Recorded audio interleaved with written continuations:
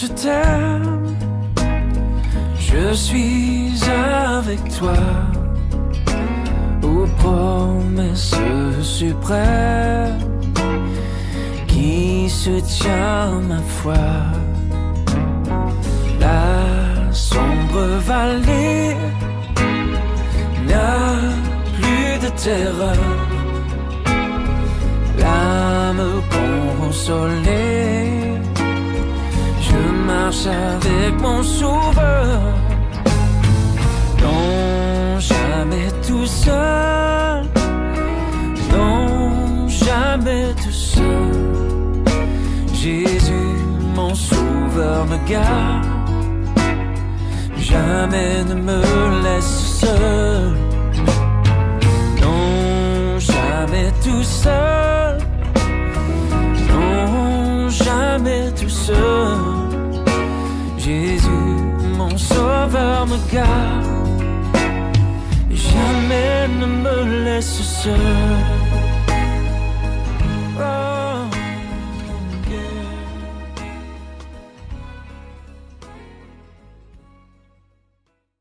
Bonjour à tous, heureux de partager ensemble la parole de Dieu. Et j'aimerais commencer par une question, c'est le titre de ce message. Comment réagissons-nous face aux mauvaises nouvelles? Je crois que c'est tout à fait d'actualité. On entend régulièrement que l'heure est grave. On nous parle sans cesse de crise sanitaire, sociale, économique. On nous annonce qu'il faut s'attendre à une augmentation des décès, à un grand nombre de licenciements, à des catastrophes naturelles qui s'accentuent à cause du réchauffement climatique. Et tout cela peut susciter un climat anxiogène, de la crainte dans nos cœurs. Et justement, j'aimerais introduire avec ce verset qui est tiré du psaume 112, verset 7, où il est dit « Le juste ne craint point les mauvaises nouvelles, son cœur est ferme, confiant en l'Éternel. » Je ne sais pas si vous êtes comme moi, mais en général, on préfère quand même les bonnes nouvelles que les mauvaises. Quand on apprend que quelqu'un qu'on connaît va mieux dans sa santé, qu'une situation s'arrange dans un foyer, que quelqu'un a trouvé du travail ou a réussi à un examen, c'est une bonne nouvelle. Si l'administration nous envoie un courrier pour nous annoncer qu'on a trop payé et qu'ils vont nous rembourser, là aussi c'est une bonne nouvelle, surtout que ça n'arrive pas souvent. Et plus encore, nous qui connaissons le Seigneur, quand quelqu'un que l'on connaît, qu'on n'a pas vu depuis un certain temps, et puis qu'on apprend que cette personne s'est convertie ou est revenue au Seigneur, mais oui, c'est vraiment une bonne nouvelle. Ou concernant les nouvelles qu'on peut avoir des chants missionnaires et qu'on apprend que l'œuvre de Dieu va de l'avant, que des âmes se convertissent, ça réjouit notre cœur. Alors oui, on apprécie tous les bonnes nouvelles. Par contre, les mauvaises, le moins possible. Mais pourtant, nous y sommes tous confrontés. Et en général, on ne les voit pas arriver. Elles ne préviennent pas. Elles peuvent même surgir au moment où on s'y attend le moins. Et elles peuvent malheureusement avoir des effets dévastateurs. Je pense à ce qui est arrivé à ce cuisinier renommé Bernard Loiseau, qui avait un restaurant gastronomique 3 étoiles à Saulieu en Côte d'Or, et qu'il y a quelques années de cela, lorsqu'il a appris que son restaurant allait perdre une étoile au guide Michelin, il n'a pas supporté cette nouvelle et il a mis fin à ses jours. C'est terrible d'en arriver là, mais comme quoi une mauvaise nouvelle peut avoir des effets dramatiques. Mais la Bible nous montre qu'il n'en est pas de même du juste. Le juste ne craint point les mauvaises nouvelles. Et je précise que quand la Bible parle du juste, ce n'est pas quelqu'un de parfait, mais le juste, c'est celui qui a placé toute sa confiance dans le Seigneur Jésus, qui a cru au sacrifice de Jésus à la croix, et qui, étant au bénéfice de ce sacrifice, eh bien, a été déclaré juste aux yeux de Dieu. C'est ce que la Bible appelle la justification par la foi. Et en ce qui concerne le juste, il n'est pas dit qu'il n'aura jamais de mauvaises nouvelles, mais il ne les craint pas, il ne les appréhende pas, et même quand elles arrivent, il n'est pas ébranlé. Et ce n'est pas de l'insouciance, mais c'est une attitude de foi. Il est dit que son cœur est ferme, confiant en l'Éternel. Voyez-vous, la foi fait la différence face aux mauvaises nouvelles. Elle nous permet de réagir différemment. Quelqu'un a dit que nous ne pouvons pas contrôler tout ce qui nous arrive dans la vie. Et c'est vrai qu'il y a pour chacun d'entre nous des imprévus. Par contre, nous pouvons contrôler comment réagir à ce qui nous arrive dans la vie. Comment réagissons-nous face aux imprévus, face aux circonstances défavorables, face à une difficulté qui surgit d'un seul coup? Est-ce que nous réagissons mal? Est-ce qu'on s'affole? Est-ce qu'on panique au risque de prendre des décisions hâtives? Ou au contraire, il faut que c'est là où il ne faut pas que nous laissions les circonstances nous dominer. C'est vrai, à l'annonce d'une mauvaise nouvelle, on peut éprouver une certaine inquiétude, mais ne laissons pas les mauvaises nouvelles nous dominer. Ne laissons pas les mauvaises nouvelles décider à notre place, nous imposer nos états d'âme. Et c'est là où il nous faut le réflexe de la foi, de réaliser que Dieu est aux commandes de tout et qu'il a tout sous son contrôle, tous les événements de notre vie, et que si justement nous avons remis notre vie entre ses mains, nous n'avons rien à craindre. C'est l'attitude de David au psaume 27, verset 1er. Il dit « L'Éternel est ma lumière et mon salut, de qui aurais-je crainte ?» Et on pourrait dire « Mais de quelle nouvelle aurais-je crainte ?» L'Éternel est le soutien de ma vie, de qui ou de quoi aurais-je peur? Indépendamment des événements, si nous avons fait ce choix de placer aussitôt notre confiance dans le Seigneur, si nous avons ce réflexe de la foi, eh bien cela nous permettra toujours d'aborder les choses différemment, parce qu'avec le Seigneur, rien n'est jamais désespéré. Dans les évangiles, on a l'exemple de Jairus, ce chef de synagogue qui avait sa fille qui était sur le point de mourir et qui va venir se jeter aux pieds de Jésus. Et on peut dire qu'il a vraiment une attitude de foi. Il va dire à Jésus, viens, impose-lui les mains afin qu'elle soit sauvée et qu'elle vive. Il est convaincu que Jésus peut intervenir en faveur de sa fille.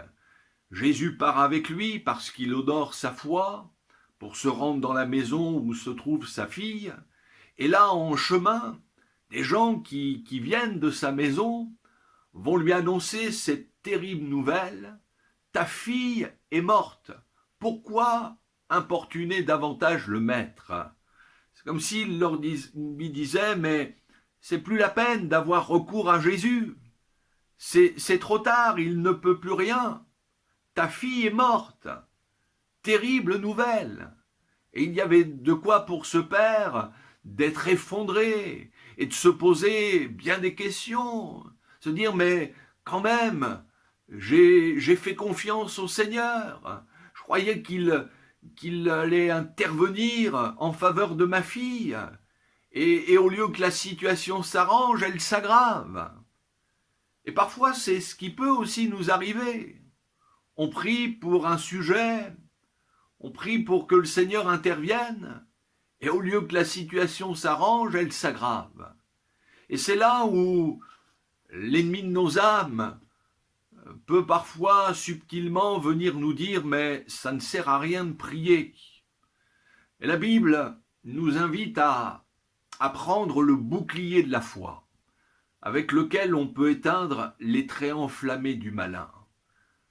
C'est avec ce bouclier de la foi qu'il faut imposer silence à ce genre de pensée, à ces pensées incrédules. Alors c'est sûr que Jairus aurait pu très mal réagir face à cette mauvaise nouvelle. Sa foi était sérieusement ébranlée, et Jésus le savait bien. Et c'est pourquoi les évangiles nous disent que sans tenir compte de ces paroles, sans tenir compte de cette mauvaise nouvelle, Jésus va dire à Jairus, « Ne crains point, crois seulement et elle sera sauvée. » C'est comme s'il lui disait, « Ne te fie pas à ce que tu entends, ne te fie pas à cette mauvaise nouvelle.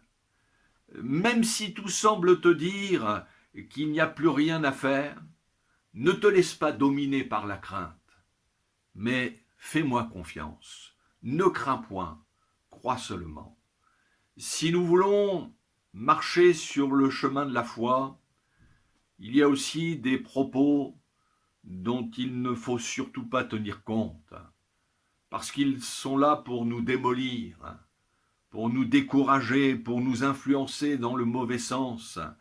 Mais il faut apprendre, oui, à ne pas tenir compte, comme l'a fait Jésus, de ces mauvaises nouvelles, et de laisser le Seigneur, au contraire, déposer dans notre cœur sa parole, une parole de foi, une parole de grâce, de consolation, d'espérance.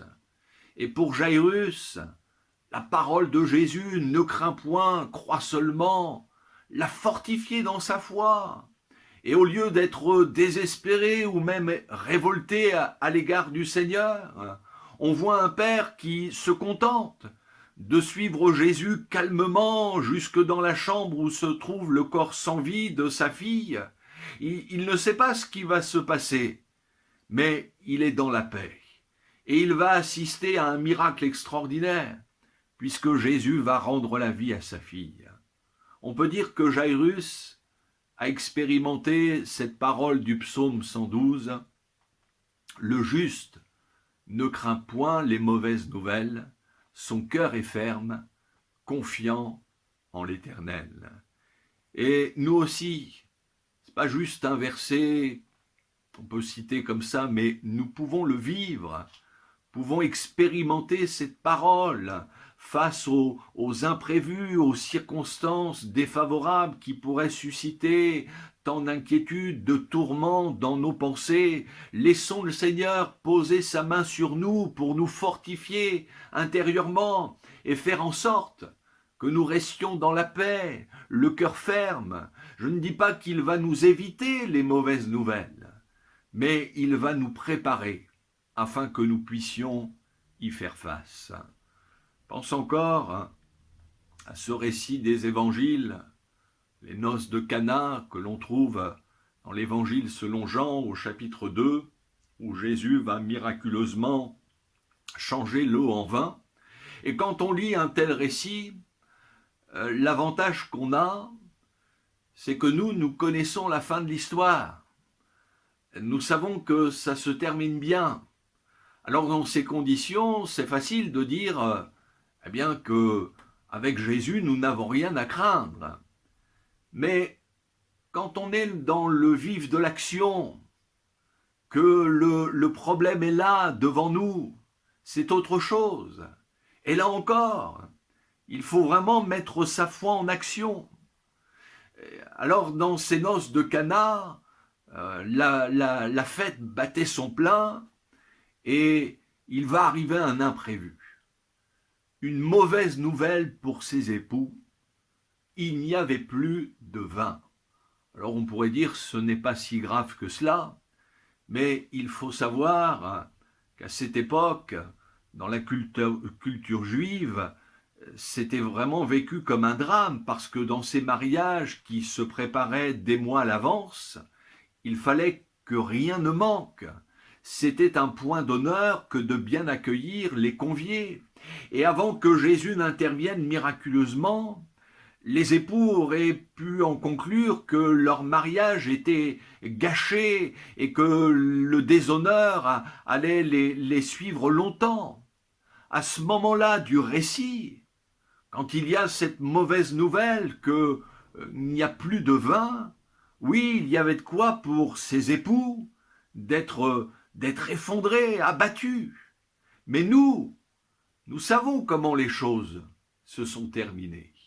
Jésus a non seulement changé l'eau en vin, mais pas un vin médiocre, un vin de qualité. Ce qui d'ailleurs a étonné l'ordonnateur de ce repas, qui était étonné qu'on serve le bon vin pour la fin. Mais oui, Jésus a réservé le meilleur pour la fin. Comme quoi, dans nos problèmes, face à des mauvaises nouvelles, gardons-nous de faire des conclusions hâtives. Comme ces époux, oui, le vin peut d'un seul coup venir à manquer dans notre vie. Un événement imprévu.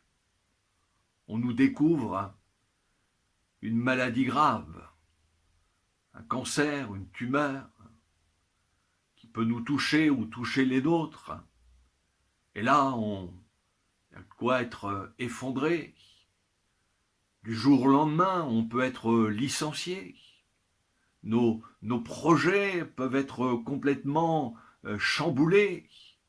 C'est vrai que il y a des choses qui peuvent nous arriver là subitement dans notre vie. Et face à ces situations, eh bien, il faut savoir renoncer à toute conclusion et toute décision hâtive. C'est pas utile de nous faire des films, des catastrophes, des scénarios catastrophes, en nous imaginant le pire, en nous disant que ça va mal se terminer. Mais c'est là où il faut que nous mettions notre foi en action. Jésus sait ce qu'il fait. Il connaît la fin de notre histoire. Il connaît l'issue de notre situation, de notre problème. Il sait comment ça va se terminer. Et notre part, c'est de croire que le Seigneur veut pour nous le meilleur. Comme le dit si bien l'apôtre Paul dans son épître aux Romains au chapitre 8, verset 28, « Nous savons du reste que toute chose concourt au bien de ceux qui aiment Dieu, de ceux qui sont appelés selon son dessein. » Toutes choses, les bonnes comme les mauvaises, même une situation qui peut nous sembler être un échec, une défaite, eh bien le Seigneur est capable de la faire concourir à notre bien. À nous de le croire et de lui faire confiance. Dieu, ce n'est pas juste un slogan, mais Dieu réserve le meilleur pour les siens, pour ceux et celles qui lui appartiennent. C'est pourquoi, quand nos vies sont entre ses mains, oui, nous pouvons regarder l'avenir avec foi, avec espérance, que ce soit pour notre vie, que ce soit pour notre foyer, nos enfants, que ce soit pour l'Église. Croyons que le Seigneur a encore de nombreuses bénédictions en réserve, indépendamment de toutes les mauvaises nouvelles qu'on entend dans ce monde. C'est vrai que la situation que nous vivons à l'heure actuelle, avec cette pandémie, tout le monde est d'accord pour dire que c'est sans précédent. Mais nous ne devons pas pour autant en être étonnés, être ébranlés. La parole de Dieu nous montre que plus le retour de Jésus va approcher, plus notre monde va se trouver dans la tourmente. Jésus nous a avertis et il nous a donné des signes annonciateurs de sa venue. Quand on lit le chapitre 21 de l'Évangile selon Luc, il est parlé de guerres, de catastrophes naturelles, d'épidémies, de famines, de persécutions contre les chrétiens, de dérives morales, de désordre social qui s'accentuent dans les derniers temps. Et c'est ce à quoi nous assistons. Il n'y a pas une journée qui passe sans que les médias nous rapportent toutes sortes de drames de par le monde, de catastrophes. Jésus nous le dit, qu'il y aura de l'angoisse parmi les nations. Tellement les mauvaises nouvelles seront nombreuses. Il y aura de l'angoisse et les hommes ne sauront que faire. Mais dans un tel contexte, l'Église de Jésus-Christ doit réagir différemment. Ne doit pas se laisser angoisser, dominer par la crainte. Et Jésus, après avoir dit à ses disciples qu'il y aura de l'angoisse parmi les nations, il va dire à ses disciples, quand ces choses commenceront à arriver, redressez-vous et levez vos têtes, parce que votre délivrance approche. Alléluia. Que le Seigneur nous aide à faire la différence au sein de notre génération, où tant de gens sont paniqués, inquiets face à ce flot de mauvaises nouvelles qui s'abat sur notre monde. Eh bien, puissions-nous faire partie de ces justes, de ceux et de celles qui ne craignent pas les mauvaises nouvelles, qui ne se laissent pas ébranler, non pas parce qu'ils sont dans l'inconscience, mais parce qu'ils entrent dans ce repos de la foi, qui consiste à s'appuyer sur le Seigneur en tout temps, en réalisant que tout ce que nous ne pouvons pas contrôler est entre ses mains. Jésus n'est jamais dépassé par aucune situation.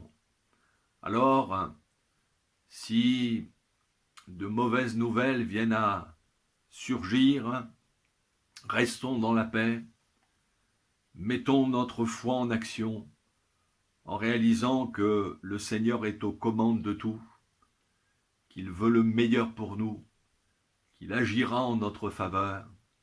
Oui, le juste ne craint point les mauvaises nouvelles. Son cœur est ferme, confiant en l'Éternel. Que Dieu vous bénisse. Amen.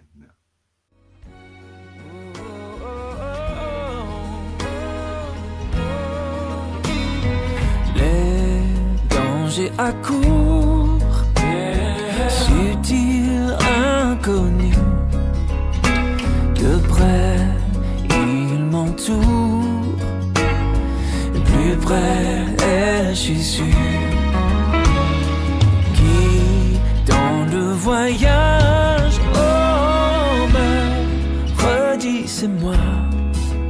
Oh, ne crains rien, courage, je suis toujours avec toi. Non, jamais tout seul, non, jamais tout seul. Jésus, mon sauveur, me garde, jamais ne me laisse seul. Oh non, jamais tout seul. Oh non, jamais tout seul. Jésus, mon sauveur, me garde, je ne suis jamais tout seul.